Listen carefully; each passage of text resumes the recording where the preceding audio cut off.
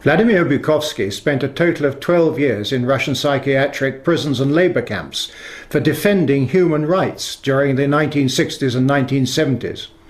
His last period of imprisonment was in 1971. He came to the West in 1976 and now lives in Cambridge.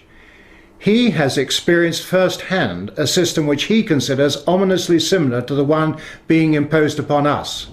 It is really puzzling to me that having just buried one monster, the Soviet Union, another remarkably similar one, the European Union, is being built. Exactly what is the European Union? Perhaps by examining the Soviet version we can get the answer. The Soviet Union was governed by 15 unelected people who appointed each other and who were not accountable to anyone. The European Union is governed by 24 people who appoint each other, meet in secret, and are not accountable to anyone, and whom we cannot sack. One might say that the EU has an elected parliament. Well, the Soviet Union had a parliament of a sort too, the Supreme Soviet, which just rubber-stamped the Politburo decisions, pretty much like the European Parliament does, where speaking time in the chamber is limited within each group and often amounts to 1 minute per speaker. In the EU, there are hundreds of thousands of bureaucrats with their huge salaries, their staff, servants, bonuses and privileges, their lifelong immunity from prosecution, which is simply shuffled from one position to another, no matter what they do or fail to do. Is this not exactly like the Soviet regime? The Soviet Union was created by coercion and very often with a military occupation. The European Union is being created admittedly not by armed force, but by coercion and economic bullying. In order to continue to exist, the Soviet Union spread itself further and further. The moment it stopped spreading, it started collapsing. And I suspect the same is true of the European Union. We were told that the purpose of the Soviet Union was to create a new historic entity, the Soviet people, and that we must forget our nationalities, our ethnic traditions and customs. The same seems to be true of the European Union. They don't want you to be British or French, they want you all to be a new historic entity, European, to suppress all your national feelings and live as a multinational community.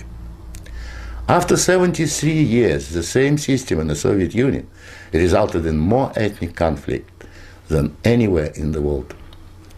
In the Soviet Union, one of the grand purposes was the destruction of the nation-state. And that's exactly what we observe in Europe today. Brussels intends to absorb nation-states so that they should cease to exist. Corruption was built into the Soviet system from top down, and so it is in the EU. The same endemic corruption activity that we saw in the old Soviet Union has flourished in the EU. Those who oppose or expose it are silenced or punished. Nothing changes. In the Soviet Union, we had a gulag.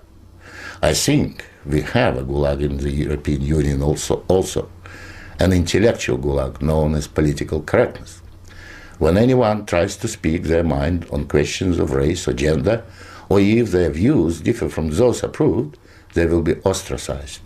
This is the beginning of the gulag, the beginning of your loss of freedom.